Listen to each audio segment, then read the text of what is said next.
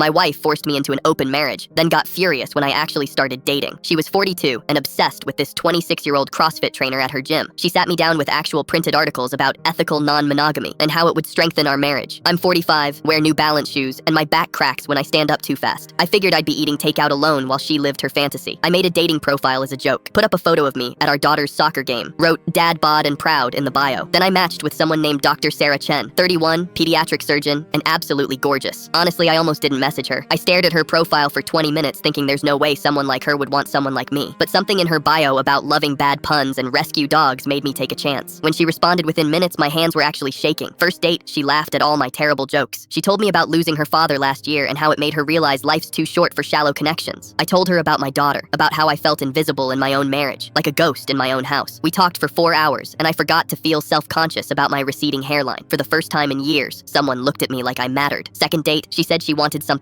real, not games. She grabbed my hand across the table and said, "I don't care about your New Balance shoes or your dad jokes. I care that you actually listen when I talk about my day." I almost cried right there in the restaurant. I excused myself to the bathroom and just stared at my reflection, wondering how I'd forgotten what it felt like to be valued. Third date, I was in love. She met my daughter at a park, and they clicked instantly. Watching them laugh together over ice cream, I felt something break open in my chest. My kid hugged me that night and whispered, "Dad, you seem happy again." Like really happy. I hadn't realized how long it had been since I felt anything close to happy. I'd been so numb I forgot what joy felt like. Meanwhile, my wife was living her best life. She'd come home at 2 a.m. smelling like cheap cologne and sweat, talking about how alive and free she felt. She bought new clothes, got Botox, changed her hair, joined meditation classes. She looked right through me like I was furniture, like a lamp she'd grown tired of. Once I tried to tell her about Sarah, and she literally held up her hand and said, "I don't need details about your little friend. I'm happy you found a hobby." A hobby. That's what my feelings were to her. She was so sure I was just keeping myself busy, playing house, while she had her real adventure with her younger man. Then everything changed. Her CrossFit guy ghosted her after 2 weeks. Turns out he was also seeing 3 other women from the gym, and his actual girlfriend found out. The girlfriend showed up at our house screaming. The whole neighborhood heard. My wife came home at midnight that same night, mascara running down her face, expecting sympathy and comfort. She found me FaceTiming Sarah about meeting her parents. I was laughing, genuinely laughing, in a way I hadn't in years. My whole face hurt from smiling. My wife stood in the doorway watching me be happy with someone else, and I saw the exact moment she realized what she'd done. The exact moment it hit her that this wasn't temporary, that I wasn't waiting around. She completely lost it, started throwing things, screaming at the top of her lungs. "This wasn't supposed to happen like this. You were supposed to stay home. You were supposed to wait for me. I'm your wife." She grabbed my phone and threw it across the room. Our daughter came downstairs, scared and crying. That's when I knew it was over. I couldn't let my kids see this anymore. I looked at her calmly and said, "You wanted me to have options. I found someone better." Last month, Sarah and I got engaged. My wife showed up to our engagement party, alone, and watched Sarah's hand on my shoulder while her friends congratulated us. She pulled me aside, crying, "Please, we can close the marriage. Come home." I smiled. Sarah already bought a house. I'm good. The divorce papers arrived yesterday.